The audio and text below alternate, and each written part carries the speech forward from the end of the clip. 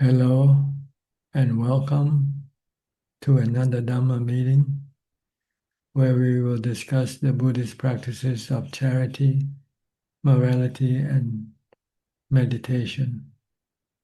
Everyone can join if they can come in the room, which there are quite many people waiting to come in right now.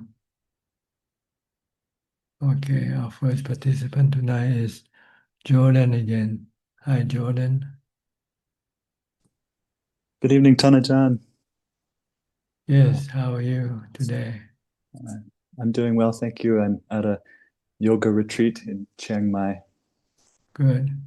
What kind of yoga? It's like physical postures, Uh-huh. Indian style.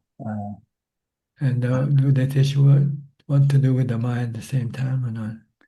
Well, they teach mindfulness, I guess, mindfulness of the body and the breath while we're moving in the postures. Okay, But but the purpose is to for the physical well-being of the body. it's more for the physical well-being of the body. They're interested in uh, I guess there are all kinds of people who come here, so most of them are more interested in the physical, yes. Yes. Are they mostly Westerners or they're mixed? They're mostly Westerners from all over the world. Yeah. Mm, Yeah.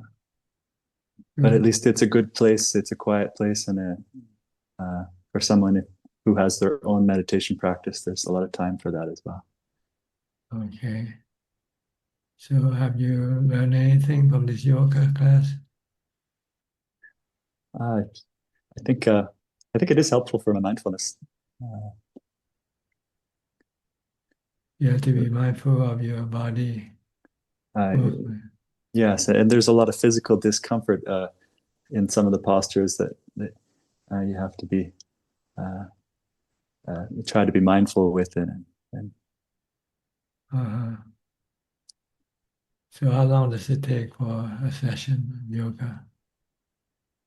usually, here they're about 2 hours long, and normally at other studios, yoga studios, they're maybe 1 hour or an hour and a half.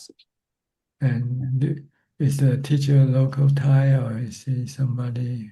The teachers are foreigners too. One from Austria and one from the U.S. I see. Two from the U.S. Okay.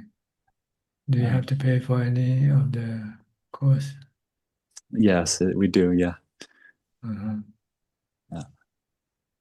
Uh, Okay. So you have anything else you want to tell us or ask me? I have one question, Tanaja, that I wrote down. I saved it from last week. I'd like to ask you. And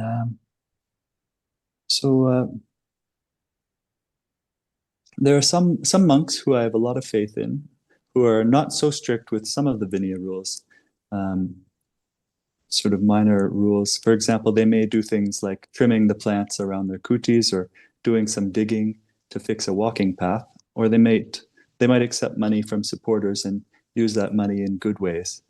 Many Westerners like myself, for some reason, when we first come to Buddhism, we are taught that monks aren't supposed to do these things, and some of us become strongly attached to this idea. Then, when we come to a Buddhist country like Thailand for the first time, and we see these truly respectable monks doing these things, we are very often surprised. And this is obviously due to our wrong thinking, since these are excellent monks. However, we don't understand, and it can lead some people to feel confused and to lose faith. And so, can Tanajan please help us to understand why some of the venerable teachers make exceptions to these rules so that we can let go of our wrong understandings about the purpose of the monks' Vinaya rules and avoid becoming confused and losing faith? Well, you have to Thank ask you. them yourself. Okay. I'm not them, so I cannot give you the answer. But Okay. there are respectable monk who doesn't do these things either. So it's not just all respectable monk do these things. So it depends on who you run into. I see. If you run into the Thai forest tradition monks, they usually don't do these things. Okay. But if you run into city monks, although respectable, they can do this thing. There are See. lots of things they do that forest monk don't do. So it depends on who you run into. Okay. Usually, if you want to look for real strict monks, you should have to look for the Thai forest tradition monks. Okay. But not every Thai forest tradition monk might be very real strict. So they might vary from the intensity of the strictness Okay. also. So the goal is not so much as to how or why they do it. The goal is for you to be more strict with yourself, rather, if you want to Okay. become a, if you want to use the rules to help you advance in your practice, because the rules are there to prevent you from doing monkey business. Let's put it that way. Okay.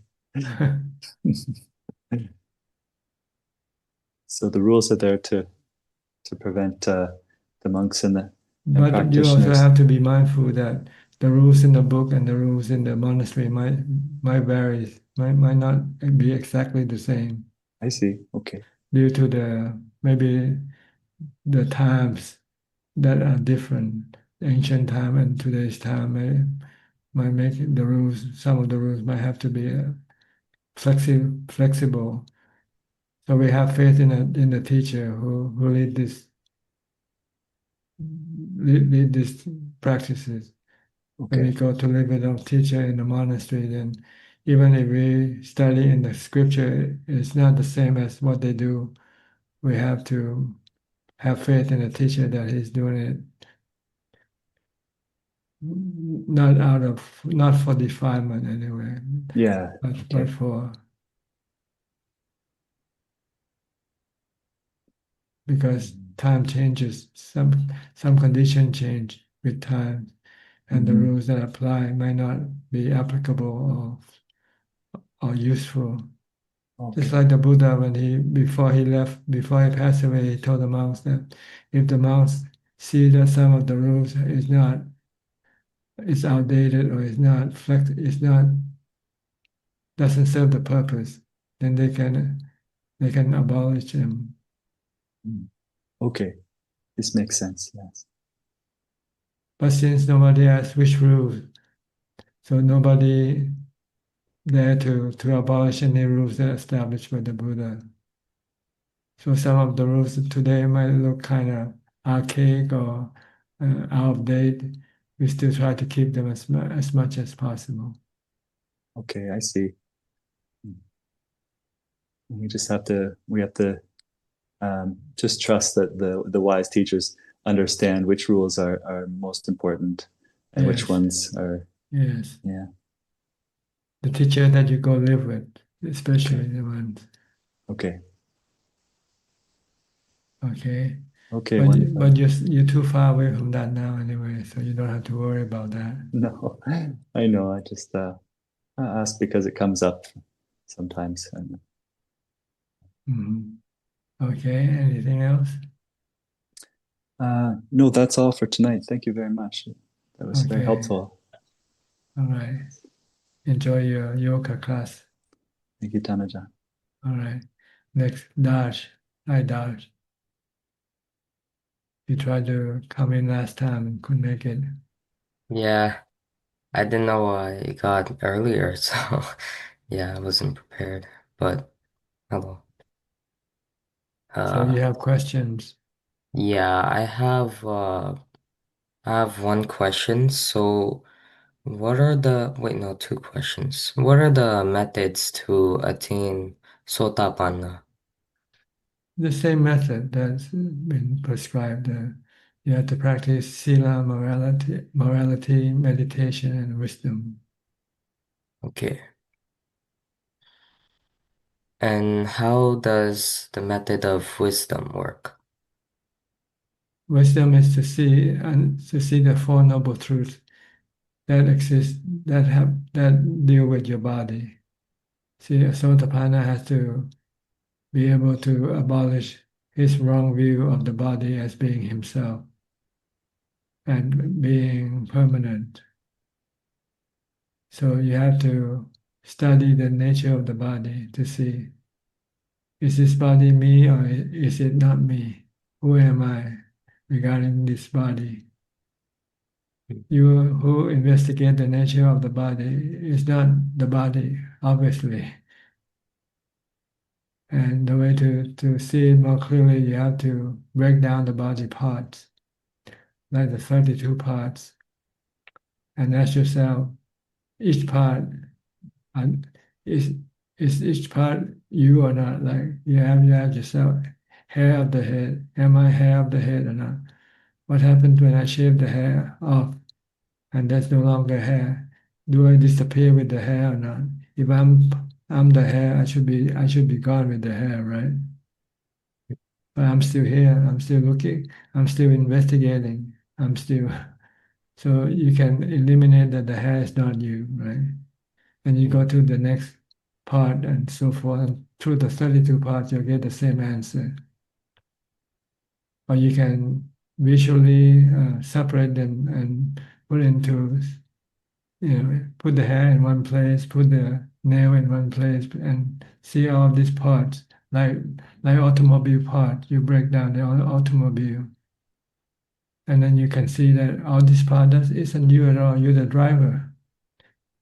You feel, so the mind, the one who investigates this body, is not the body. It is the knower, the thinker, the one who knows, the one who thinks, which we call the knowing element. This is doing it theoretically to tell you that this body is not you, and then the next step is to break it down to the four elements. What happens when the body dies? If you leave alone, the four elements will gradually separate from the body. The first to go is the air element. You stop breathing, so no air coming in, and the air remaining in the body will come out. The next element that leaves the body is the fire element. The body that used to be warm will turn cold. Then the next one will be the liquid, the water element. All the liquid will ooze out of the body. Eventually, it will leave the body dry. And if you leave it long enough, it will break down into dust, decay into dust. So you have to study this to see that the body is actually composed of the four elements. The four elements that we taking the air element by breathing. We do taking the air element in all the time. The water element is the liquid that we drink, put into the body. The earth element is the hard stuff that we eat, like bread, potatoes, and all these things. They come from the earth. And the fire element is the heat we get from the sun or from other sources. The body needs to have a certain level of temperature to exist. If it go below that temperature, it can die. So these are the four elements that builds up the body, form into 32 parts. And then one day when the body stops functioning, these four elements will leave the body. And how should one contemplate this? Studying, investigating, seeing, just like I tell you, you have to do and understand and finally got the answer to yourself. Yeah, this body is just made of the four element. This body is just a 32 part. I am who is studying this body is not the body. So when you can convince yourself that the body is not your body, then you can let go of your attachment to the body. So by doing that, do you constantly, while you're doing daily tasks, continue keeping this in mind? No, if you want to do this, you have to devote your time to studying it, Oh, okay. not doing anything. Hmm. See, But before you can do this, you need to have your mind has to have jhana first, in order for your mind to be able to let go of your attachment once you see that this body isn't you. Mm. And then you will have to apply it to the real situation, exposing your body to some type of danger, and to see if you can leave the body alone. Since it's not you, why should you worry about it, right? Mm. But if you still worry, then it means you still attach it to your body. When you face a dangerous situation that you might, or some painful situation, you might get you might become sick with cancer, for instance, and see how do you react to the situation. Can you treat the body like it's not you, or you should treat it as you? If you treat it as you, then you have wrong view. Then you have suffering. Then you have cravings. You don't want the body to die. You don't want the body to get sick. You want it to get well. But since it cannot be what you crave for, then you get suffering. You get dukkha. If you see that the body is not you and you say, okay, let it be. Since it's not me, it doesn't bother me. Like you see other people's body, right? When you see other people's body, it doesn't bother you if they get sick or they die. So too should be your attitude toward this body that you have is the same like other people's body. Mm. So in the danger situation that you talked about, does it also apply to, for example, like a poisonous snake or something Yeah, attacking? Thai forest monks usually like to go into the forest and stay there alone and be near some wild animals to Mm. see if they can calm their mind when if there some wild animal approach them, to see if they can let go of their attachment to the body or not. If they have no fear, they have no suffering, then it means they're willing to let the body be attacked by the wild animals. But isn't that a bad thing? Uh, well, you want to prove to yourself whether you have let go or not, right? Mm. Okay. So it's not easy to be a sotapanna in practical terms, but it's easy in theoretical terms. You can just think, yes, this body is not me. Yes, it's impermanent. Yes, I can let go, no problem. Yeah, you can let go now because nothing happens to your body now. But wait until you get diagnosed with cancer or if somebody tries pointing a gun at you, what you gonna do? Can you Yeah. remain normal as if nothing has happened? Because the body is not you. Somebody's pointing the gun at somebody, and it's not you. So why should you have any fear or any suffering? So this is the test. But before you can take the test, you have to first analyze, study the nature of the body until you are convinced that this body is not you first. Convinced theoretically first. And then after that, then you go and apply it. In order to apply it and to let go, you have to have jhana to do this. If you don't have jhana, even if you want to let go, you cannot let go because your attachment is too strong for you to stop with just theoretical wisdom, with theoretical knowledge. You need to have jhana plus the theoretical knowledge in order for you to be able to let go. Mm. And one more question. So, what are all the ways to attain jhana, aside from the regular satipatthana way of focusing on the body? Well, that's it. That's the only way the Buddha taught.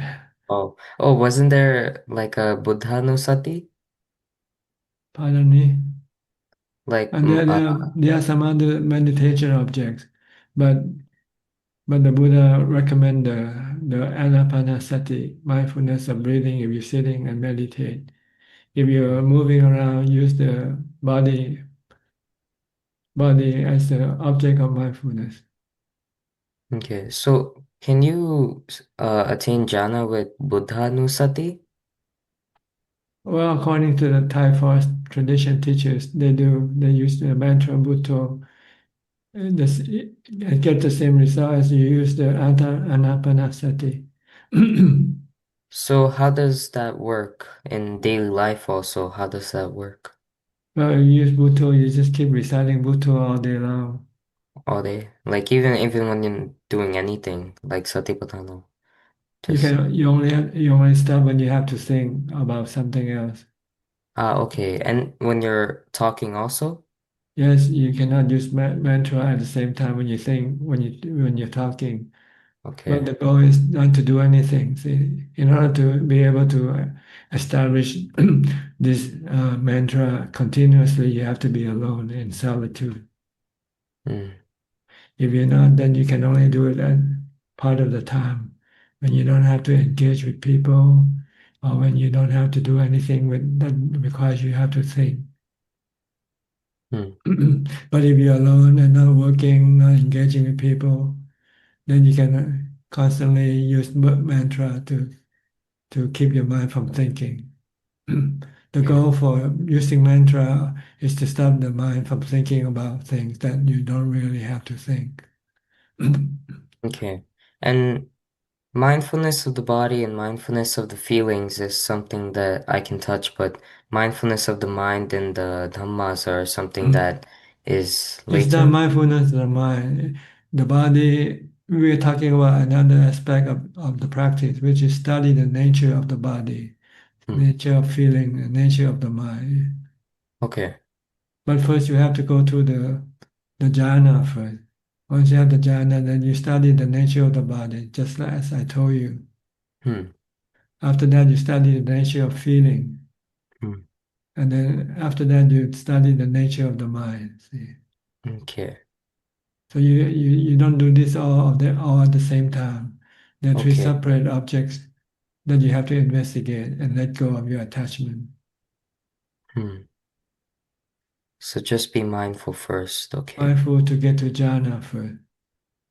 Once you have jhana, then you can then study the nature of the body first. Hmm. And after that, then you can study the nature of feelings. And after that, you can study the nature of the mind. Okay. And for Buddha Nusati, can you also recite while you're listening to someone or no? Well, if you're listening, then you should pay attention to what you listen. Okay. Because if you use Bhutto, then you might not understand what the person is talking to you about. Yeah. So you have to pay attention to whatever you do first. If you're walking, you have to pay attention to your walking first, not reciting Bhutto without paying attention to what you Yeah. walk. You might step on something. So your first priority is to be mindful of your body action, and Okay. then you can then recite at the same time if you like to. If you're not thinking, you might not have to recite Bhutto even. Just be Hmm. mindful of the body is enough by itself. If you're not thinking about something else. If you're thinking about something else, you might use the mantra to help stop from thinking about something else. But you still have to be mindful of what you do. Okay. Thank you. All right? Yes. That's all. Yeah. Thank you very All much. right. Next, we'll go to Professor Ken. Hi. Haven't seen you for a few weeks. Are you still Yes, in Thailand? good afternoon, Tanajan. No, I got back to Switzerland last Tuesday. I see. I You have spent six weeks in Thailand altogether. So mostly at the same place that in Khon Kaen. yeah, most of the time in the northeast in Khon Kaen in a quiet retreat where I was in a kuti and had a nice walking meditation path. So very quiet time. Did you find it fruitful? Yeah, it was very fruitful indeed to be in those conditions, very conducive to practicing. Mhm. So I've very much benefited. Didn't want to leave in the end. Yes, but you still have some other engagement. I still have to finish probably the rest of this year before I Uh, finish work. So you still want to go back there again? Definitely, yeah, I'll go back. And Mhm. Is there any requirements or condition imposed on staying there? no, actually, I was staying with a family, and they have a big garden with several kutis and walking paths, and also a place for monks to stay when occasionally they have monks passing by. They can stay there, and Mhm. it's been set up in And that way. do they themselves practice also? Yes, they're very much dedicated lay practitioners. Okay, good. So it's good. And on one day, I took a short visit to see Ajaan Martin, and I gave him some copies of your book that Claudia translated to German. So Yes, I he got can the photos. I got the pictures. okay. Okay. So he can pass them to his German lay practitioners. He was very happy to receive those. Could you speak German to him? I spoke German to him. He was happy to have the chance to have a chat. We had a nice Dhamma discussion in German. Did you spend overnight there? Or? No, just the one day. He tried to grab me to stay there for 10 days, but I was committed to where I was staying. So Yeah. next time I'll go there. We just had an American layman who stayed there for a while, came and stayed here for a couple of days. Okay. He's from, I think, Providence. I'm not sure if you met him or not. Don't think so. Okay. And one other short day trip I made was to Lumpur Tui. Yes. Did you meet him also? I met him, and he gave me a short teaching as well, which was very, very, very good. He's a very strict monk. Yeah, he's very strict, and he had a look at me. I think he could. He seemed to know where I was coming from and gave me a short teaching straight away. And Who helped you translate? Or did you understand what his teaching? I had some. The family I was with was there. They gave me the translation afterwards. So Okay. it's very direct. Good. Yeah. So overall, the time there was very, very beneficial indeed. Okay. Do you have any question regarding your trip? No, I think everything was clear. Just focus on practicing now, and Yeah. don't have any particular questions today. Yes. You have to do the practice in order to get the result. Yeah. Okay. Yeah, it's very clear now. Yeah. So try to get more time for practice, as much time as possible. Yeah. Okay. All right. All right. Thank you, Tanajan. You're welcome. Next, Celia from Peru.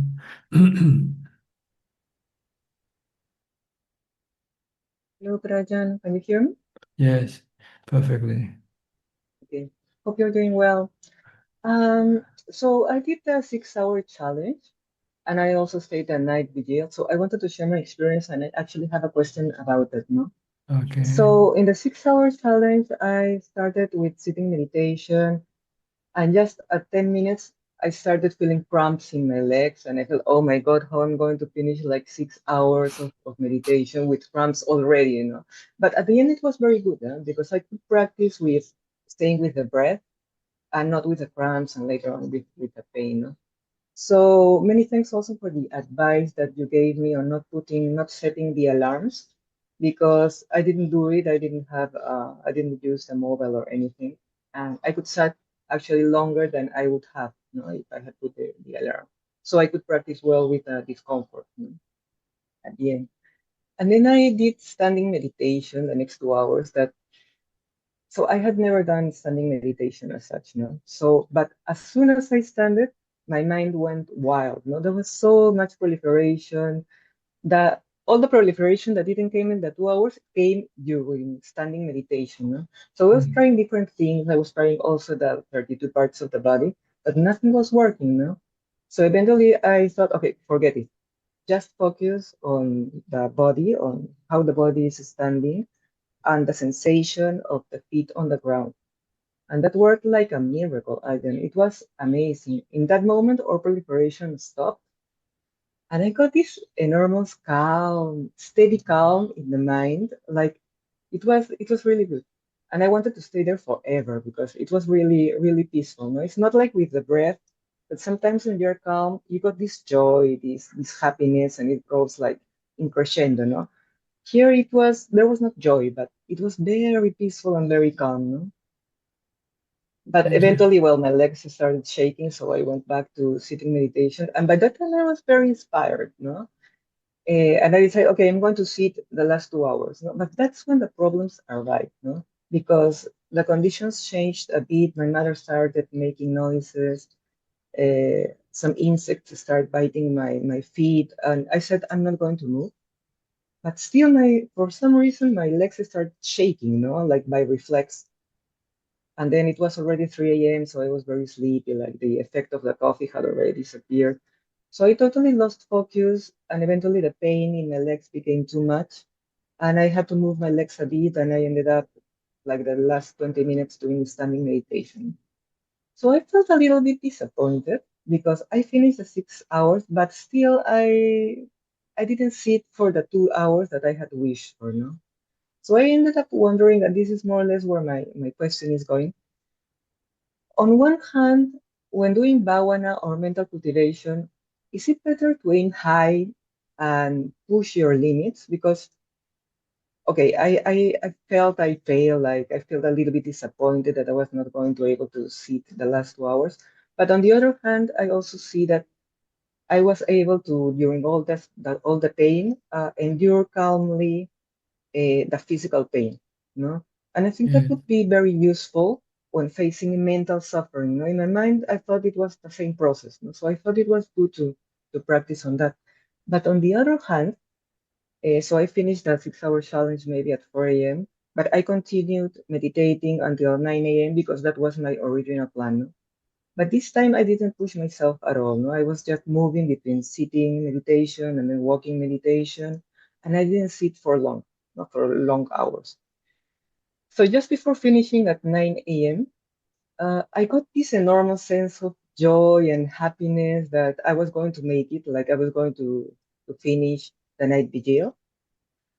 And I remember the Buddha and Ajahn Shah because I was doing it for Ajahn Shah Memorial. And it was very joyful, no? And I got this really nice feeling in the mind. It was very encouraging, no, for the heart.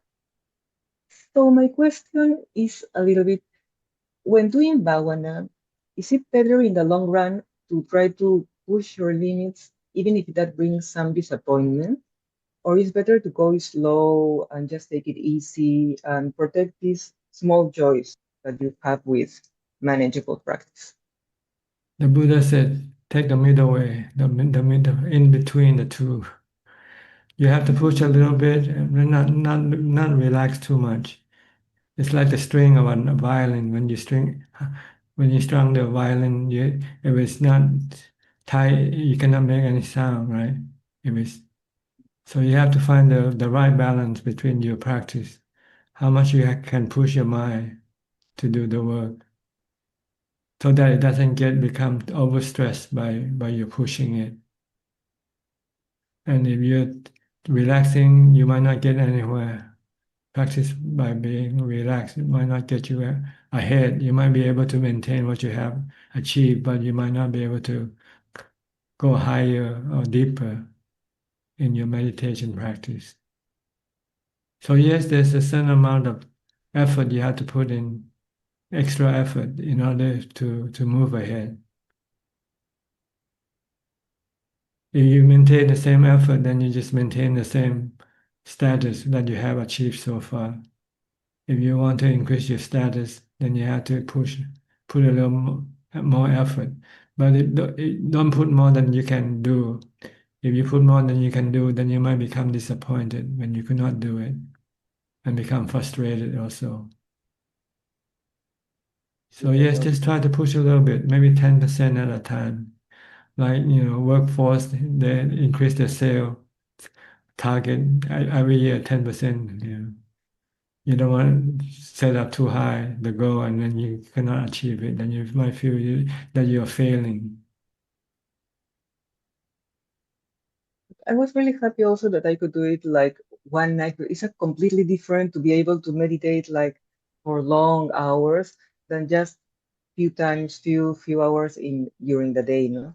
Because sometimes I even don't even have time to meditate. So it was a complete different feeling. I said, oh my God, if I could meditate so many hours, like many days during the year or the month or the week, that would be very good, no? That's what you have to do next. You have to do more of it, not just once and forget about it. This is not a one-time Yeah. experience.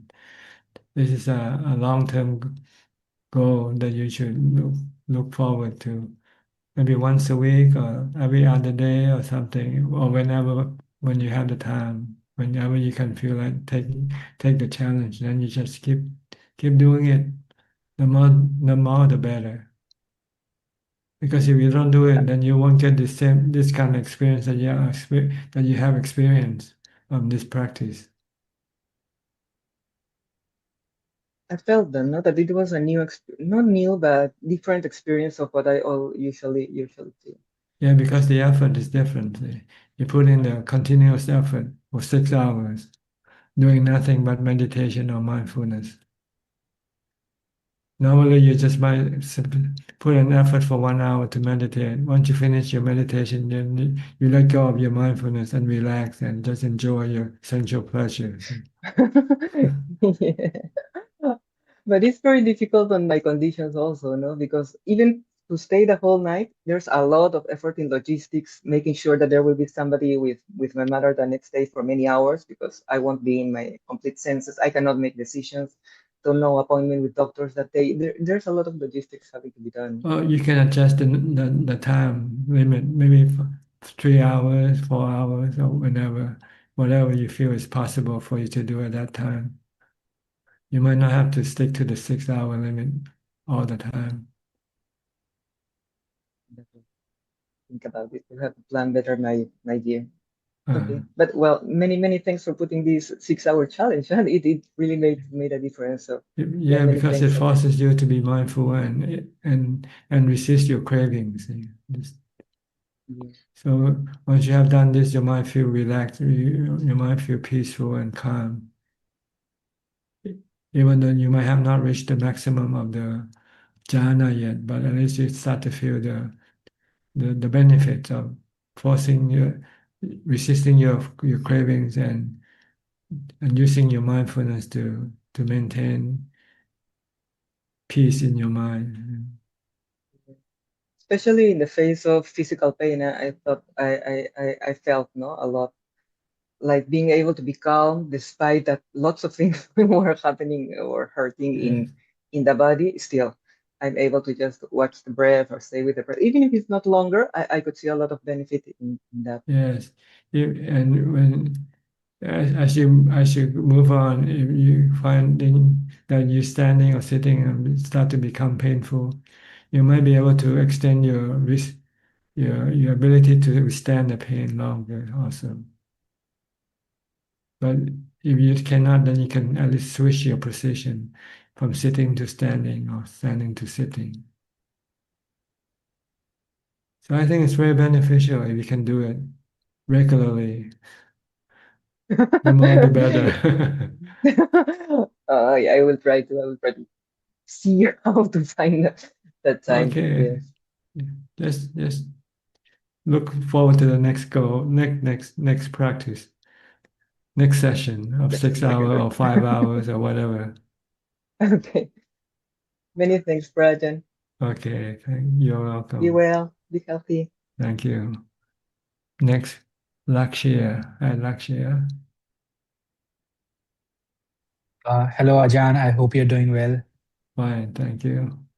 Yeah, I just wanted to quickly share something that I've been reflecting on from your teachings from the last week. Last week, you were sharing that as we start developing meditation and enjoying the pleasures of like still mind and mindfulness, it we depend less and less on sensual pleasures. So yeah, I was reflecting on this, and this was very useful for me, um, particularly so that because usually in our society, and especially in my mind, it is ingrained that success is defined by like making more money, and yeah, basically making more money is equals to success. And uh, you sharing that we make more money or try to go after more money because we want more sensual pleasures, but we can offset that by increasing the pleasure we get from meditation. That was a really like a good thought for me, and it was something that allowed me to reassess my state of mind and start to like think about what I want in my life, and maybe go after meditation and practice as the primary thing instead of like chasing after money or the worldly success, and using money as something to complement my practice. Yeah, sorry for the long Oh, uh, that's okay, go yeah, ahead. yeah, but yeah, I just wanted to share that, and I'm really thankful for it. uh, so actually I have a question regarding this. So in my day-to-day work, my work usually involves a lot of strategy, planning, thinking, designing, and all that stuff. So and what happens is while I'm meditating or when I'm doing physical work or daily chores like brushing or other stuff, I can stay with Buddha. And I know that you have touched upon this earlier today, but I wanted to see if there's any way for me to maintain similar level of awareness and mindfulness while I'm doing my work, because there's a lot of like sensory input while working and a lot of distracting, I mean, objects of attention. So it's easy to get swept away and lose my mindfulness. So I was wondering if there's anything I can do to minimize that impact while I'm working. Well, the only thing you can do is just stay focused on what you do and think about what you do. And don't be distracted by thinking about something else at the same time. But you cannot stop thinking because you need to think Yeah. in order to do what you're doing. So you can gain 50% of the mindfulness by focusing Mhm. on what you're doing. But you cannot stop thinking as compared to doing things that you don't need to think, like eating or Yeah. walking. Then you can have 100% mindfulness, focus on what you do and also not thinking at the same time. So the only way that you want to have this 100% mindfulness is to stop working or practice on the day that you're not working. Like on the weekend when you're not working, then go to a retreat or go into some place and be alone. Then you can then concentrate on developing mindfulness all the time. Okay. Uh, okay. I'll try this, Ajahn. It's usually easier when I'm just getting into work. It's easier to focus on one object at a time, but after a few hours, I don't even remember. Like my mindfulness is completely swept away, and Yes, yes, yeah, because you're swept by the event, by the things yeah, that come.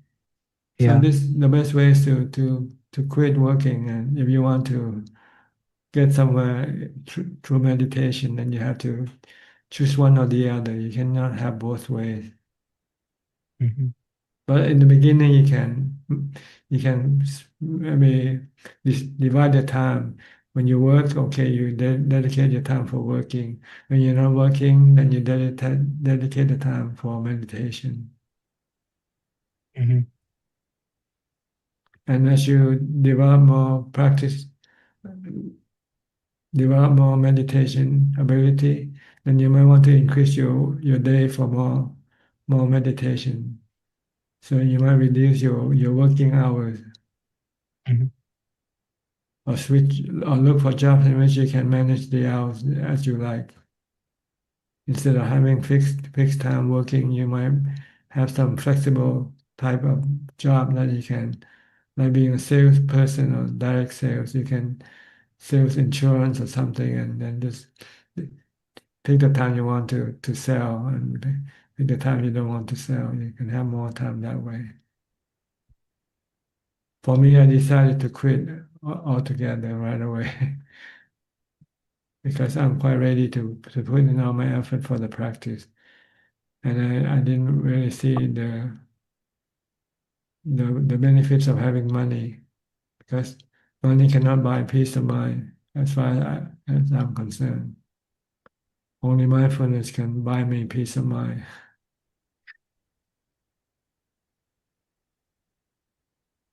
Yes, Okay. So right now, yes, try to do whatever you can within the scope, within the confine that you're in. Yeah. yeah, Do as much as mindfulness as possible, and meditate as much as possible. But okay. if you want any more than that, you might have to reduce your workload or stop working altogether. Yes, Ajahn. So I'll try to optimize my working hours, and while I'm working, I'll try to be as efficient as possible so I can maximize my mindfulness during the working time. Mm, And I can also like minimize my working hours so I can stay with Buddha and or do meditation for the rest of the time. mm. Uh, Ajahn, if you could, since I'm new here, if you could please share a bit more about what is the 6 hour practice of meditation. I was wondering if I meditate throughout the night, will it affect my like body negatively the next day, or will it like affect my awareness? And can I like would you recommend if I incorporate this in my daily schedule as a way to I, increase my I practice? think this is more for someone who is more advanced than beginner. For Okay. beginner, you might not be able to take the 6 hours. You might have to take the 1 hour challenge first, 1 hour or 2 hour challenge. Okay. The challenge is to stop your mind and body from moving around, that's all. Okay. To stay in one place, stay put, whether sitting or standing, and not do anything but meditating or mindfulness or contemplation or wisdom. Okay. The time limit you can set up yourself. If you're starting, you might try just 1 hour first and increase to 2 hours, and or whatever number of hours you can do. It's up to you to decide. But the Okay. goal is to restrain your mind from activity, restrain your mind from thinking, and also restraining your body from moving around. Because when you move around, it's the mind that's pushing the body around. So you want to stop the mind from pushing the body around. It's your Yes. craving. When you're here, you want to be there. When you're there, you want to come back here. It's back and forth, back and forth. So you want to restrain these cravings from moving around, just Yes, to be Ajahn. in one place by using mindfulness, meditation, investigation of Dharma. But we don't use any external source like books or uh, phone or anything like this. We just use our mindfulness and the knowledge that we have learned to tame our mind, tame our cravings. Okay, this is basically what we want to do to restrain our craving, but not to the point where we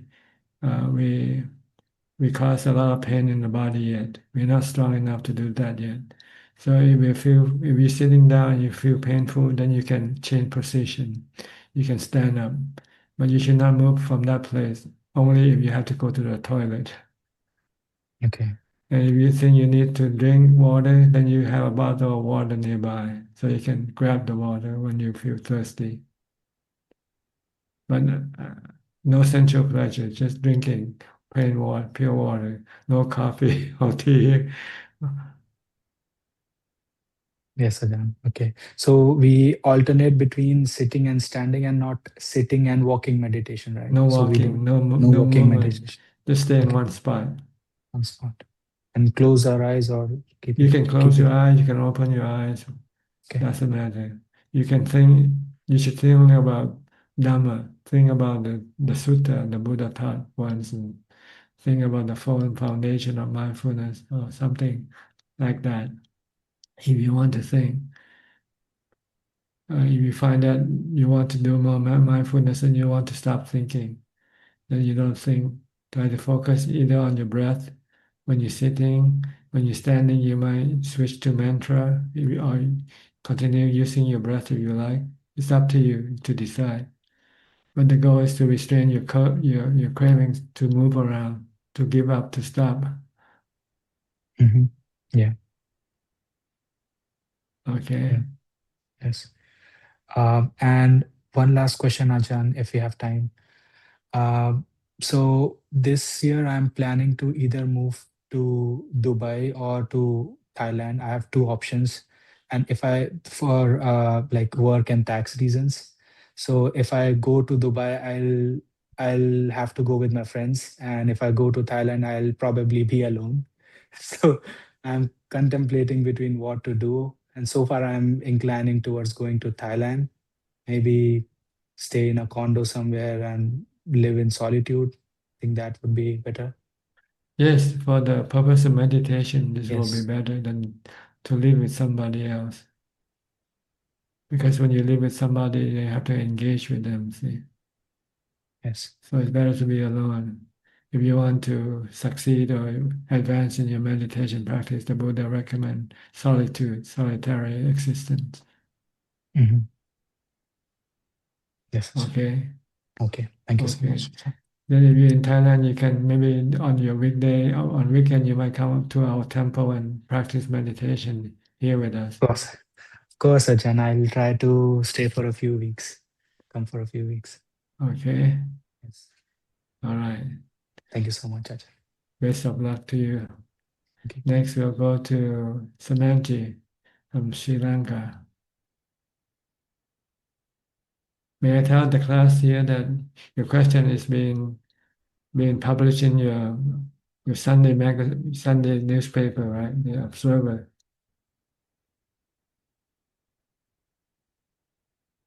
You have to unmute your microphone. It's Yeah. not okay. Good. Can you hear me now? Yes, perfectly. Yes, thanks. Yeah. Can I go ahead with my questions, Yes, Tanajan? go ahead. Yeah. Now, as you mentioned last week, Tanajan, to understand the reality of life, we need wisdom, and samatha alone is not sufficient. Does this mean that a person who does not practice meditation at all can still understand reality through extensive reading of the Buddhist texts? I think to a certain level, yes, but not all, not the absolute level. To get to the absolute level, I think you need to meditate to get into jhana first, to be able to experience the other part of our existence, which is the mind. If we don't meditate, we can only experience the physical part of us. And by reading the higher knowledge doesn't help us to understand it because it needs something like an experience to see. When you're in jhana, it's like you dive into the ocean and under the ocean. You see you're into a different world. When you go scuba diving and you go under the sea, right? Okay. It's a different world from the world that we live on top. So meditation is part of the tool for us to be able to experience a complete knowledge of what the Buddha is trying to explain to us. Okay, Tanasha. So the best would be to do both then. while reading Dhamma texts, we have to practice meditation as well. That's right. This is the formula the Buddha put down. First you study, then you practice, then you realize you become enlightened. Okay, Ajahn. Thank you for your answer. And my next question is, in deep meditation, is there a stage at which one can see one's immediate past birth? This is a special quality. Sometimes you might be able to, sometimes you might not be able to. Someone can, some other cannot. It depends on your past experiences, I guess, whether you have been trained to recollect past life or not. For most meditators, though, I think most people don't recollect past life or have any psychic power. They just have jhana without psychic power. It's only about 5% of the practitioner who is able to access this psychic power, this ability. But it's not requisite for your, it's not required for your enlightenment, the development of wisdom. Okay, because people are curious to know, Tanajan, what if we had been born as an animal in our immediate previous birth? Like, is there a possibility for us to know while in deep meditation during this birth? Like I say, it depends on each individual's ability to recall, I guess. Okay. Okay, Tanajan. And then my next question is, should a Buddhist advise his younger family members or relatives to follow a religious life? I mean, Tanajan, to be more specific, is it appropriate for a Buddhist to encourage his relatives, maybe his own children, his nieces or nephews, to follow a religious life by staying away from lay life? I mean, by asking them not to getting married or having children. But the older relative himself or herself has married and had children. Is this considered good practice in Buddhism? Should he advise at all? It depends on who you advise. If the person you advise is willing to listen to you, then you can advise. If they're not willing to listen to you, then it's useless to advise them. Okay. I mean, while he himself, I mean, either he or her himself or herself has married and had children, is it considered good practice for asking his younger relatives not to do so?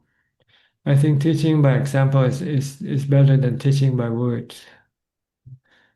You tell somebody not to get married, and you yourself is married, then this won't be effective. Okay. You have to become a monk first, then you can recommend to your relatives. Yes, it's good life. Come and join me. Something like this. Don't do as I say, do as I do. Okay. Thank you for your answer. And my next question is, why does the Buddha describe samsara as beginningless, Tanajan? It's like a circle, cycle. Can you start up? Can you find a starting point in a circle? So we believe that we are being born in this samsara due to our cravings and due to our past karma. If there's no beginning, how will our next birth take place if there's no beginning, Tanajan? There's no need to know the beginning or the end. All you need to know is how to stop your rebirth cycle. That's all. Okay, Tanajan. My next question is, how do we recognize attachment to peaceful or pleasant meditation states? Is it called tanha, our desire to be in our meditation for longer? Attachment to jhana, you mean? No, I mean because during meditation we feel relaxed, we feel like doing more and more meditation. Can we still call this a form of attachment? Yes, Our desire to do meditation? But it's a good attachment. Produce you happiness. So it's nothing wrong with that. Okay, Tanaja. My last question is actually a friend of mine, Buddhist friend of mine, told me that one cannot lead a successful lay life while being a Buddhist, and that a true Buddhist can exist only in a monastery. Is this true? Well, if you mean a monk, then as a true Buddhist, then yes, but there are Buddhists who is not monks. They succeed in their lay life.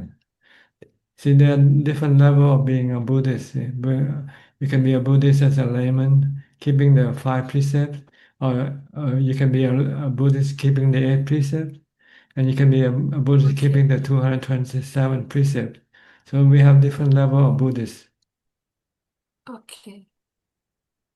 Yeah, what my friend told me was he's a Buddhist. He said Hindus in India, Hindus are maybe Indians live across the world and they are very rich and they are leading very successful lives, and most of them follow Hinduism. So most of the Buddhists like they do not lead very successful, I mean successful in the sense successful material lives. And he said I think the best for a Buddhist would be to live in a monastery, the best. So that's why I asked that question. I think he just misunderstand. The Buddhists or Hindus or Christian are all the same. Some are more religious than the others. And the more religious usually excel more in religious result. Some are less religious. They can excel more in the business world. So Okay, it's not, you cannot say a Hindu or Christian or Buddhist, that they are all the same. There are different Hindus, different Christian, different Buddhists. Okay, Tanaja. That's true, yeah. Okay, Tanaja. Thank you for your answers. That's all I have for today, Tanaja. Okay, Yeah. thank you for your question Nice also. talking to you. Enjoying answering your question. Bring them on. If you have any more, come back. But you have to come in early. Sure. Sure, will do, Tanaja. Nice Okay, talking you're to you. welcome. Okay, bye. Next, Nining from Indonesia. Hi, you were gone also. Yeah. Here, heavy rain, Ajahn. Okay, good. We will go to Pattaya with my nephew. Okay, not your mother. Your mother Yeah, also. my mother also. Because Okay, my mom want me to show my nephew how to make merit, Ajahn. okay, good. But according to Ajahn teaching that I don't advise my nephew anything. Unless I she asks or she wants you to tell her, then you can tell her. yeah, tell him. Tell If him, okay. if he ask me, I will reply, but I will not advise anything. That's right. Let him Yeah. observe, let him watch. And if he doesn't understand, then he can ask you, why we are Yeah. doing this? But my mom has already make a good promotion to my nephew that you see your auntie is now become a good a good human being. She is good, she is kind, she is success and everything. So you have to learn from his teacher, her teacher also. My mom said that like that, Ajahn. Yes, good. Okay, when you're Yeah. coming? 13 February, Ajahn. Okay, right. We will spend only 2 days in Pattaya, Mm-hmm. and then we go to Jakarta because my nephew stay in Jakarta. Maybe my mom want to have Chinese New Year dinner with her Okay, grandson and grandchildren, all the grandchildren, Ajahn. okay, good. Okay, like yeah, Ajahn said in the Dhammakuti that if we live according to 4 basic requisites of life, that reflect our loving kindness to others who in need, because we can use the money to help others who in need or for doing charity. Is Yes, that correct, Ajahn? if you live a frugal life, you don't spend Yes. much money, then you have more money for donation, for charity. Yeah, if you live an expensive life, then you find that you don't have money to give away to people or help people with. yeah. Actually, So by doing meditation and also listening to more and more Dhamma talk, my wisdom become more improved, and I yes, can and I can live according to Ajahn teaching, yeah, and because that you don't have to spend so much money on your body, really. yeah, like Ajahn said in the Sunday Dhamma in front of Putih that we have to build our spiritual strength, not only physical strength. That's right. People usually only building the physical strength, Hmm. only material world in the worldly. Yes, the mind also need the four element for requisites for the mind, which is charity, morality, meditation, and wisdom. See? Yeah. So Uh, you have to also look after your mind, not just only your body. yeah. For basic requisites for the mind, which is food. I mean, charity. Dana Yeah. is food for the mind. Yeah. Sila, Sila, like morality clothes. is clothing for the mind, protection Then of. samadhi like shelter or house for the mind. Mhm. And And then wisdom is Dhamma. like medicine, Dhamma medicine, wisdom. Yeah. Yeah, Ajahn. Okay, Ajahn. Okay. All Thank you. right. Huh? So you won't be coming here. You just come to Pattaya, not to not to the temple.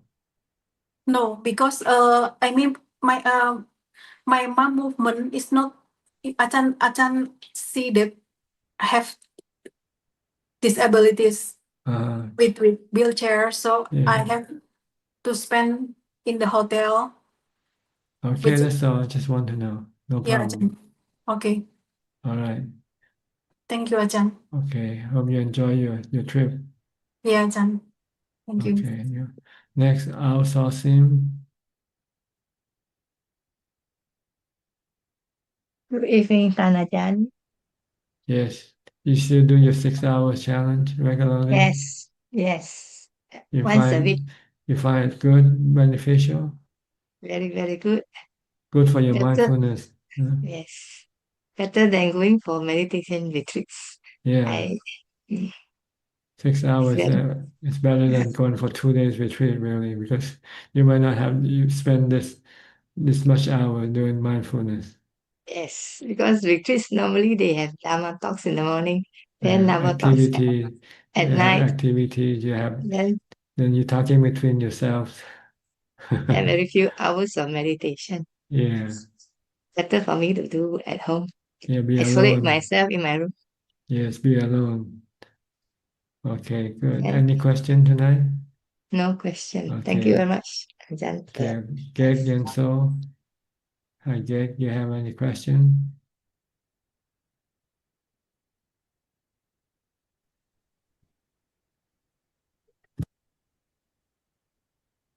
Okay. Ajahn, good evening. Yes. Ajahn, I'm taking care of my mom at this moment. Okay. She lost a lot of memory, except can recognize her daughter and son or son-in-law or daughter-in-law. So my question is for those very expert in meditations, strong meditator, are they also having the same problems in losing their memory in the very old age?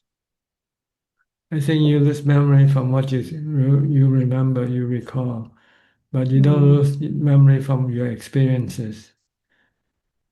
Like if you practice meditation, you still know how to meditate, mm, but you can lose the information regarding about this or that person that you have committed into your memory. mm, But something to experience will remain with you.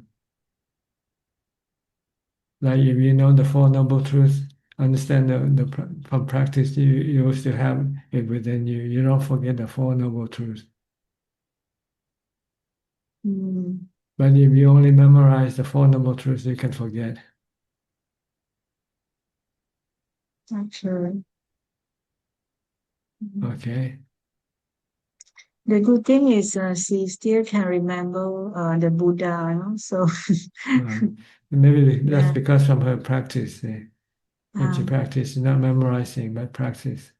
Every time she bow and think of the Buddha, this is practicing, not just remembering. So if you think that you remember, you have to memorize, you can forget. Like names of people, names of places, day and day, this stuff. If you don't think about it long enough, you can forget. But it's something that you do regularly, you don't forget. If you use your right hand, you continue to use your right hand, right? You don't forget using your right hand and not knowing which hand to use. So there are things that you can forget and there are things that you don't forget. Things that you learn from practice, don't forget. You don't forget. Things that you learn from memorizing, you can forget. Okay? Okay, yeah, thank you. Yeah, All right. yeah, thank Welcome. you. Next step. How are you? I'm good. How are you? Good. Have you done anything more with your 6-hour challenge? No. But I do meditate a lot. Meditating is a big part of my day, and I do it a lot. I sit in my yard with the trees a lot. So, Okay. but the next time my kids are gone, I'm definitely going to do a 6-hour challenge. You might not have to do the 6 if you don't have the time. Maybe it's 3 hours challenge or something like that. Yes, that for sure is something that I can do. But it is very useful, and it is hearing the people that do the 6-hour challenge, like Nita. Now that Nita can do it, I'm like, if Nita can do it, I gotta do it. So Good. she was able to do it. This is what we call peer pressure. Exactly right. Yes, the Sangha is good. I did have I guess it's a little bit of a question. My mom, she found a monk on Instagram, and she was very into this monk, and I thought it was kind of weird because I didn't think that a monk would be on Instagram that much. And then come to find out it was AI. But yes. But what she really liked about the monk was that she liked that he was very peaceful, that he meditated in nature all day. And I told her, like, that's what the practice is. So I think I'm going to send her your book. I think that'll be good.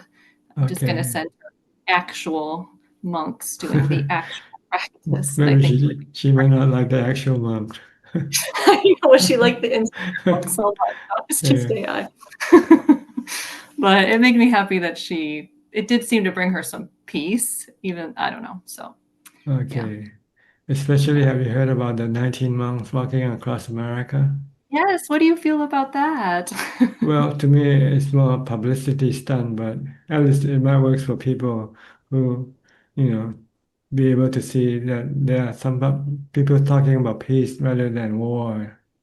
It just seems like it's not going to last. It's like as soon as it's done, it's going to leave Yeah, the it's just something that happens and then it will be gone. But at least it gives people something to do, I guess, or something to talk about.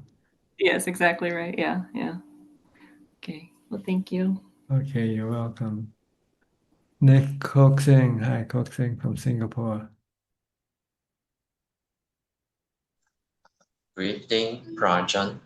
Yeah, Prajan, I have two questions this evening. My first question is this morning, the mind decided to resume the contemplation of this body having been born is subjected to aging, sickness, and death, separation of loved ones, law of karma. My question is how important it is to do this contemplation daily. So that you don't forget. See, the goal is for it to be constantly telling you that life is impermanent, that one day you're gonna lose it. So you have to to be ready for it. If you're ready and you're willing to accept it, then you might not have to suffer from it. But if you're not ready, you are not ready to accept when it happens, then you can be suffer. then you can suffer a lot. So therefore, I should remind myself to do the contemplation daily and try not to skip the contemplation. Oh, that's the first step also. The next step is to apply it in real life. See if you can accept it when things happen. Like when you get sick, then can you say, yes, it's normal for me to get sick. Yeah. Or you approach death and say, yes, it's normal for me to die, for instance.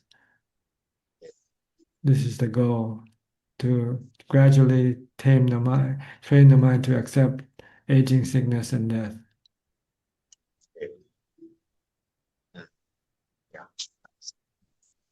My second question, my daughter national exam results was released recently. I was somewhat disappointed because it falls short of my expectation. I know the course is craving to have better results. Nevertheless, can Prajan teach me a way of overcoming this dukkha? You just have to accept that nothing is under your control, see. So don't try to control things. Let things be and accept things as they come. Like the weather. Look at everything like the weather.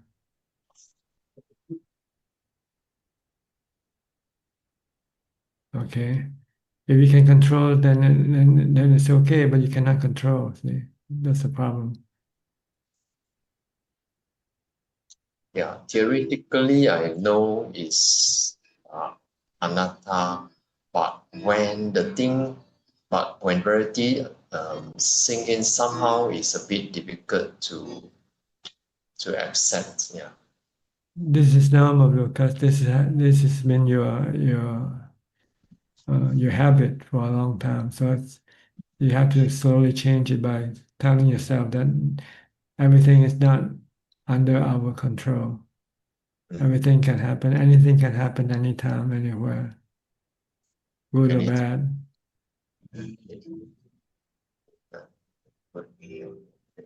Then you will eventually switch your habit from expecting things to be like this and like that, and accept things to be whatever it's gonna be, you know.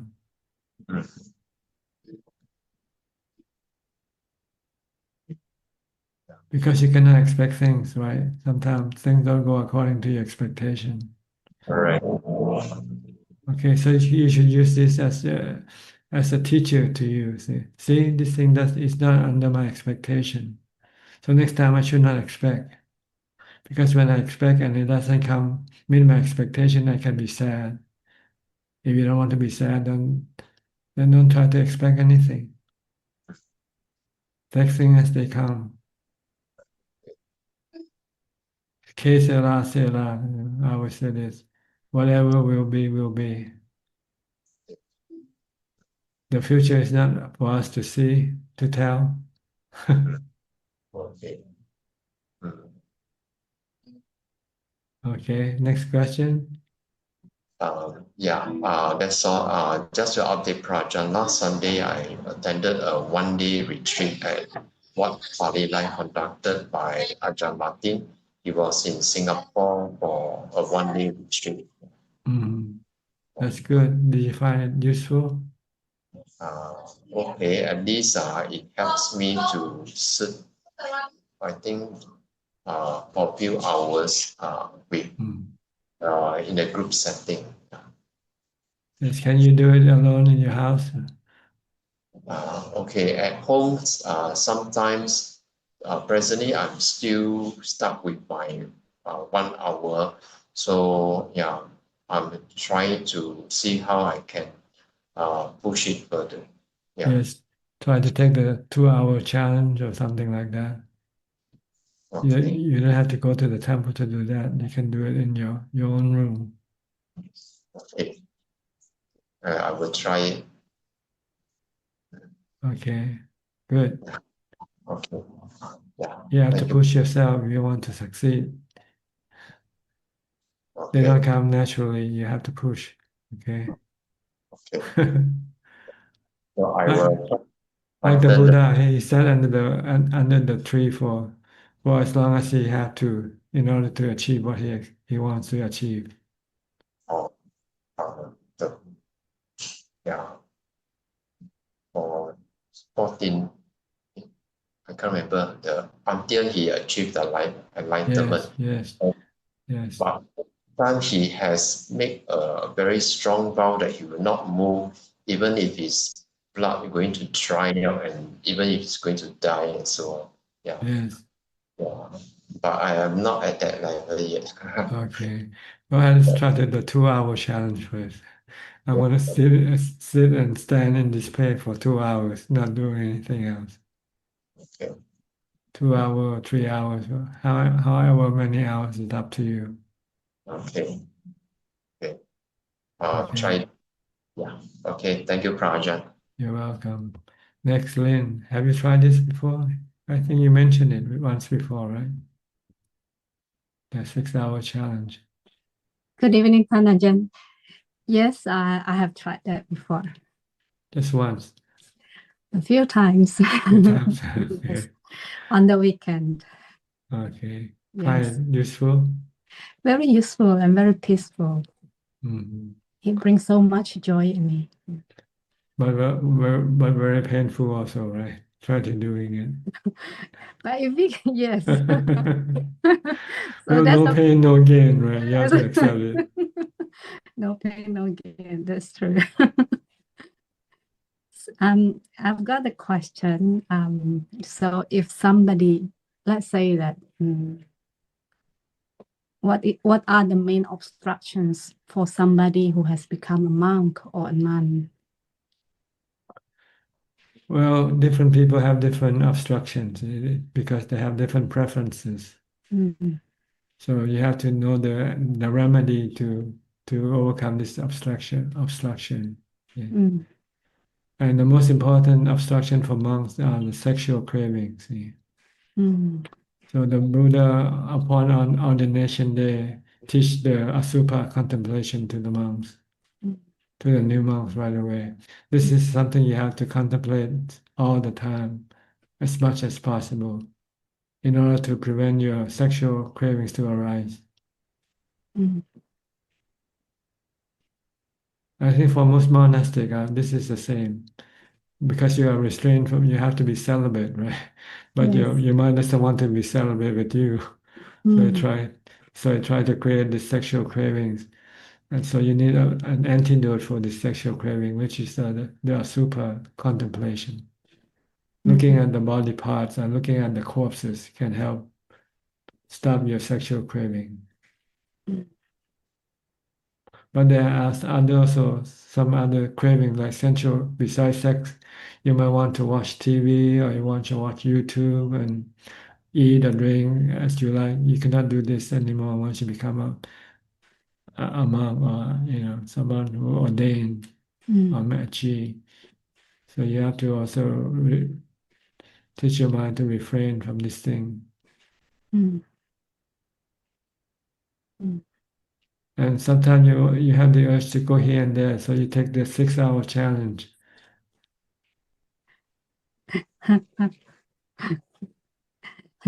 Because when you want to go here and there, your mind become restless and agitated. See? So usually you give in and then you find excuse to go somewhere, go see a doctor or go visit your mother or whatever.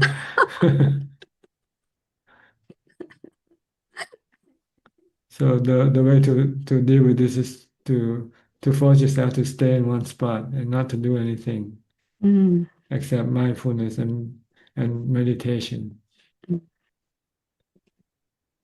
So you need some tricks to overcome your different type of obstruction. Because being a monastic is a long-term. Yes, it's forever. It's not long term. Yes, it's not a retreat. Retreat is 10 days. Yeah. We can suppress our cravings and then we go back to our Yeah, worldly life. Yeah. it's temporary. But being a monastic is really permanent. If you want to be true monastic, then you don't give up, accept death. Like the Buddha said, you have to fight your defilement until you die or your defilement die. What about boredom? Same thing, boredom is arising from your desire, your cravings for action, for different things, different. Okay. So the way to deal with this obstruction is you have to practice a lot of mindfulness and meditation. If you can enter into jhana or maybe partial, not even jhana yet, but if you can meditate and calm your mind to a certain level, then you can become peaceful and happy, and not you don't feel lonely or boredom. Mm. But if you're not meditating and you let your mind think about the past, the good time you have with your friends and so forth, then this can make you become lonely and bored. Because being a monk, you have nothing to do but meditate. Yeah. Mm. So you have to really put in a lot of effort in meditating, in maintaining mindfulness, in order to overcome your boredom, your restlessness and agitation. Mm. Like I said, be mindful from the time you the time you get up to the time you go to sleep. Mm. Never allow your mind to think independently. No. Okay. Mm. You have to sharpen your thought to think only about Dhamma, like anicca, dukkha, anatta, for instance, Mm. or asubha.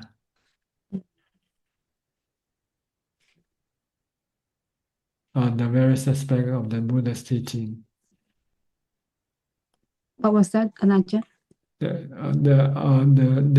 various aspects of the Buddha's teaching. Okay. Mm. Mm.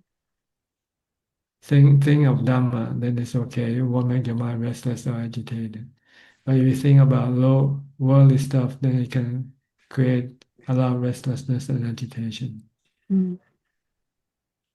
Think about places you used to go to see, people you meet, places you used to go eat and drink.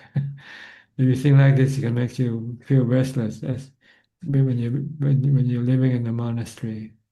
Mm. So you have to try to prevent this thought from coming up by being mindful with a mantra or with concentrating or focusing on what you do. Mm. And meditate as much as possible. Mm. If you can gain some calm, then your mind will become peaceful and happy and not lonely or sad or agitated. Yes. So you have to be busy meditating and being mindful. This is your job as a monastic. Mm. Okay. Mm. And I have another question, if I may. I Yes, haven't go seen ahead. Kunchuk for a while. Yeah. So I haven't seen Kunchuk for a while. Is she okay? Yes, she wants to spend more time meditating now. So Mm. she stopped doing this public work, like coming in the Zoom room and help us and do. She wants to dedicate more time for her practice. Oh, okay. That's good to hear. Yes. Okay. Well, I think we all have to come to a point where we know we have to spend Thank you more so time much, alone. Tanaja. One day we'll know that we have to spend more time alone in order to advance in our practice. If we're still engaging with people and things, we're only stuck there. If you want to go any further, we have to stay away from things and people, so you can devote more time for your meditation and mindfulness practices. Practices. And the time that you have given us is the best gift for me, especially. Thank you so much. Okay, just my job, I guess. I'm stuck with it. Our pleasure. Thank you. Okay, you're welcome. Next, Alvin.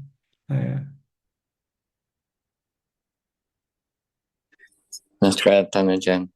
Tanajan, I was listening to Lonta Mahaboa's talk that you uploaded. He said that there's a lot of theories, Dharma speaker. They are not their Dharma teaching is based more on Imagination, theory. imagination, Yeah. not real. So basically, I can't tell, right? Sometimes I go and listen to Dharma, and basically I think he mentioned, I stand to be corrected, these are fake, right? Fake Dharma, right? Because they didn't experience practice it themselves. And if I listen to this type of Dharma, I mean, it's very high. I get that it's very hard for me to find even a sotapan to listen to. Should I continue, or should I just continue practicing, or should can I actually listen to this type of Dharma? You can listen, but you have to accept that this is not yet the real Dhamma that you're gonna see. The real Dhamma that you're gonna see is when you practice. You use this theoretical Dhamma to guide you toward the right way of practicing. That's all. But to see the real jhana, you have to experience the jhana yourself. You can read about the jhana, but this is not real. It's just read the menu, of the food you're gonna order in the kitchen. It's just a description of the food that you're gonna eat, but you haven't yet experienced the food itself. You have to wait until the waiter brought the food to you on your table, and then you start eating. Then that's the real food, not the menu. Yeah. Or you can tell whether the cook is a real cook or not. Okay. When you eat the food. That's you, see, you yourself. Yeah. Yeah. Okay. So you have to practice to prove the theory. But some people didn't understand. They thought once you understand the theory, you're supposed to be enlightened. That's why we have a lot of theoretical sotapanna. Everybody thinks they are sotapanna. They think they are, but they are not. See. I gather nowadays it's very hard to find one, especially in urban area, right? To listen to. Yeah. Yes, you just have to rely on just the recorded talks or writings and use it as a guide for your practice. Regardless of who you listen to, even a live Buddha, you still need to do the practice, not just listening alone. That's not make you enlightened, except if you already have jhana. Once you have jhana, and if you can listen to the Buddha or some enlightened teachers, you can become enlightened right after you listen to their teaching. But without jhana, you will not be able to experience the real Dhamma. So I suppose that's what happened during Buddha's time, right? Like Moggallana, Sariputta, they just listen and. That's right. The five ascetics, the first discourse. Yes. All of this, they already have jhanas already. Okay, thanks, Tanajan. Thank You're you. welcome. Next, Gary from Singapore.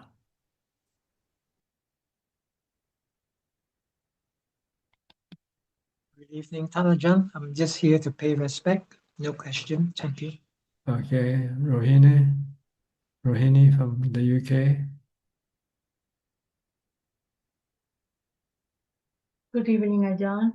I just want to, no questions, and I just want to pay my respect. Okay. Have you tried the 6-hour challenge yet? Not this week. No. You have tried before? Oh, yes, I did, yeah. Okay, good. I read Ajaan's latest update on Facebook.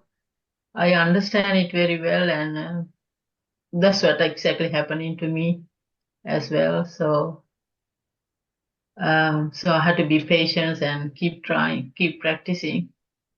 Okay. Yeah. Just do your work. Yeah. Do your mindfulness and meditation and contemplation. Eventually, it will come together and become like a big bang.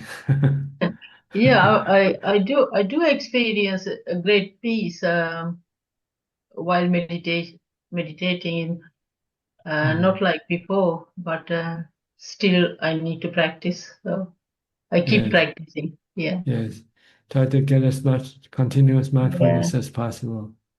Yeah, this week last week I couldn't do, but this week I will try to do.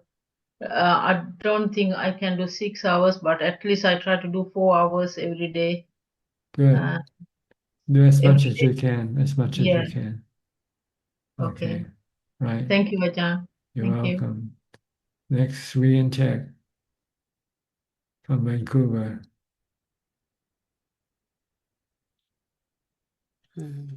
Greetings. Greeting, Ajahn. Yes. What can I do for you today? Or what can you do for me today? I said thank you for your teachings. Your question? No. For me, I like that, like Tanajan, when you say, like, we, in order to remember, we have to experience it. Yes, then you don't forget. Like if you put yourself touch an electrical shock once, and then you know that If you'll I'm never still forget the alive. experience. Yes. You stay away from the electrical wire. You won't touch it, whatever. Well, if one time then we are dead, then next life that we remember. You'll remember it forever, I think. Yeah, but I'm not sure if it's true. Like if people die in drowning or like, then they will be scared of water in the next life. Is that true? I don't know. You have to find out yourself, I guess. No, I'll go back to my Satipatthana. Then it's better. Yeah, as for me, I just I memorize it, try to memorize it, and at the same time, I also like when I'm walking or like standing, so I try to remember so that it's easier for me. Try to apply it also, not Yeah, just apply. Yeah, memorizing. Apply it. yeah. Then it comes at ease now, right? So, yeah, that is good. Like You can reduce your thinking when you focus on what you do. Yeah, or when wearing robe, like Buddha wearing robe, but for me, it's like wearing my clothes, right? When you're So putting then up your dress, put on your yeah, clothing. I just remember that part. I'll remember that part, or when I sit down to meditate, then I remember that part for the first like Anapanasati, right? That Yes. is easier for me to move on. Yeah, this is So something you should apply in your daily life. yeah, while memorizing it. So then it helps me not that hard anymore. So that's good. Good. This is a way to start your mindfulness, developing your mindfulness. Yeah, or at least think of like this, like when I'm doing this action, oh yeah, that's the part in Satipatthana is asking me to do this, right? Or Buddha mentioned this. So Okay. yeah, so it's good. The next thing you should do is anapanasati also. Sit down and watch your breath. Have you meditated every day? Yes. No. Yes? Yes. Every day? Yeah, Okay. every day. So when I say that, When did you do it? not for me at night because it's peaceful, like at night is easier for me. You don't feel tired or sleepy when you meditate at night before you go to sleep? Beginning of meditation, no. I see. But afterward, yes. I see. Okay. But then now I recite like the Satipatthana up to feeling part. Then I move on to Anapanasati. Okay. Good. Yeah, that's what I'm doing now. Yeah. So at least because we need to establish mindfulness, right? So I might as well recite. The four foundation of mindfulness. Yeah, I just recite Okay. a sutta, right? That's the only that I can remember. So Good. To prevent your mind from thinking about other things. yes. But sometimes mindfulness is weak. It will still be able to think, but I just I just go Eventually, back. you want to stop thinking altogether if you can. Yes. Okay. Good. Yeah. No question from you, Jack? No question. No comment? No, thank you, Okay. Father. I'll go to Belinda Yeah, then. thank you, Ajahn. Okay, you're welcome. Belinda, Namasakan Ajahn. yes. Yeah. Everything okay? Obstacle Peaceful? Ajahn. Obstacle? Obstacle. Obstruction? Like Obstructions. I what? feel very thick. Sensual pleasure? Eating? Drinking? Seeing? Hearing? Tanha, all the tanha Ajahn, pati. Di bawah tanha. All the tanhas are partying. Yeah. Okay.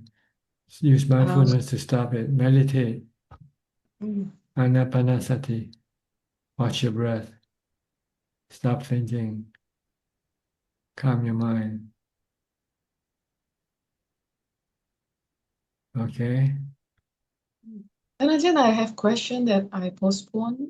It was that I didn't get to ask about Dr. Pia and Dr. Indria. Like sometime 2 weeks ago, they asked about how to support people who are dying if they are under Vibhava Tanha stage. I remember you said to encourage, like, oh, we need you here, like for elderly. But how about when the condition is Bhava Tanha and Kama Tanha stage? That person maybe not is fearful of dying. What do you mean? I don't understand the question. Oh. Last 2 weeks, I think you have about Dr. Pia and Dr. Indria. They asked about supporting their mother, aging mother. And she was like, Vibhava Tanha. He doesn't want to leave. She wants to leave, not wanting to like expedite death. some sort of that. Well, you should try to convince them to live, because killing the body is bad karma. It can send her to a bad state after she dies. But if she just let the body die, then she won't have to go to the bad state because she hasn't committed any bad karma. So what about for people who have Bhava Tanha and Kama Tanha? Like Same they thing. sometimes When you have tanha, you're increasing suffering for your mind. So if you don't want to have any suffering for your mind, you should stop creating this tanha. So if someone is like having Kama Tanha or Bhava Tanha, they are stressed, the dying person. That's why I say you have to teach the mind that this is the cause of your stress. If you don't want to have any stress, then you have to stop this craving. Because one time my father got stroke and then he was very fearful. I don't know, I just told him that death is non-negotiable. When it comes, you have to accept. And that moment he woke up, like he gained consciousness. The fear just subsided. Like it's a form of acceptance that death is coming. Yeah, so that was helpful for him at that point when I told him, but because I didn't know I said the right thing at that time, but it came out like that.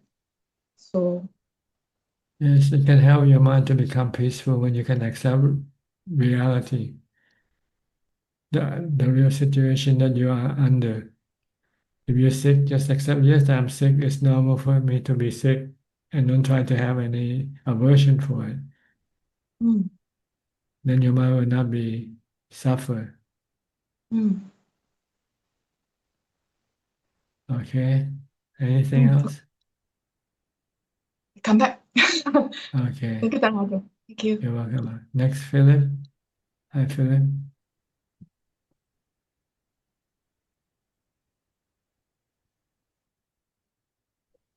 Good evening, Tanajan. I'm just here to pay my respects. It's good to be back listening. Okay. Yeah. You've been away on your holiday? Just only 2 weeks ago, but was listening it through Facebook, but it was difficult because I think there was a, I think they blocked the internet, but I managed to get through with a VPN. But Zoom was a bit challenging to come in, so I only listened it through Facebook. Yeah, last week couldn't get in to the session, and this week I had some difficulties. I'm not too sure whether it was connection on my side or the other side. I kept on cutting off and cutting in. So I was trying to tinker around with the internet, but I think everything is okay. But for my practice, I've been still practicing even when I was traveling and things like that. I still do my daily meditation. Just wake up earlier, meditate. Yes. and- yeah. Yeah, it's So good to that- maintain your practice as much as possible. Yeah, correct. I mean, I still do my if I don't travel, I still do my 8 precepts on the weekend. Meditate as much as possible. But as it is staying in the city, when you turn the new year, when people get back to school, there's celebration, things like that, the noise tends to get up a bit. Just a slight irritation on maybe getting calm quicker, right? Comparing to the end of the year where most people travel out, and the city tends to be a bit more quiet. I mean, like for example, during Christmas, or I think the other day, I think there was a shop which is actually quite close by, and I think they hired a singer and things like that, and then it was actually quite loud. I'm not too sure whether it disturbed me or whatever. I mean, not to say that the voice was any good. It was actually almost like strangling a chicken, but but as you say, somebody needs to find a way of what they call making a living. so I just try to shut it off, close up the windows and things like that. But If you don't want to be disturbed, just accept it. yes, Just yes, accept it. That's exactly. all. Yeah, good, bad, it's still the same. Yes, everything, Yeah. things changes. Sometimes you have noises, sometimes you don't have. Things come and go. Yeah, and I also I just noticed that I tend to be able to get into faster absorption when the weather is slightly cooler, by 1 or 2 degrees, and as the weather warms up slightly, maybe it's because of the heat sweat or whatever, it's just slightly longer, maybe 15 minutes longer than usual to get in, but it's not an issue. I just need to know that's me. Okay. Yeah. No questions so far. No questions. It's just continuing practicing and things like that. Try not to get attached to cravings. Try not to get attached to things which used to bother me. Don't bother me anymore. Okay. A That's lot of good. people were like telling me, at work, hey, you used to be a bit more aggressive with and argumentative with things, and you now tend to be a bit more retrospective, stepping back on things and say that, well, things are like that. If it goes a good way, take it as it is. If it's not at a good way, don't get too sad about it. Okay, good. Yeah. Keep it Still up. practicing. Yeah, Keep still it up. continue practicing, my every day and on the weekends, when I have Okay. the time. I'll go to next to Dr. Piao and Indira. Hello. Hello, How hello. are you, Ajaan? Nice to see you. Yes. This is the first time this year, right? No, we were there. 26.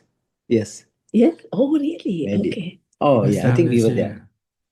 Happy New Year Happy to New you, Year. Ajaan. Okay. And Happy also, old. It's already old. This year is already old.